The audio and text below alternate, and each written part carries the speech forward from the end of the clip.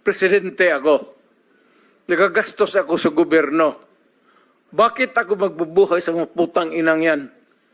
Kung yung pera na ipapakain ko dyan sa preso, ibigay ko na lang doon sa mga tao dyan sa walang bigas. So mas okay Walang pong trabaho. patayin sila kesa ipreso Wala mo pakialam sila. dyan sa kriminal, ma'am. So thank you for making that of Kung record. pakialam sa kriminal kung saan silang impernong gusto nilang pumunta. Well, Mr. Chair, for the record, You make your own history in this planet. yes, Mr. Yun Chair. ang gusto nilang mangyari.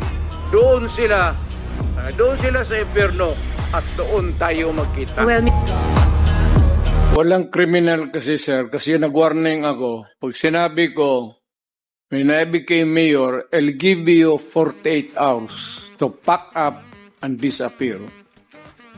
Yan ang warning ko. Ngayon, after 48 hours, pag nakita kita, Ano po? tabla na. Ano pong mangyayari after 48 hours pag nakita niyo po sila? Yun ang hindi ko masagot, sir, sa iyo. Kasi gusto mo akong makulong, sir? Hindi ho. You make me this, bring me up, bring me down,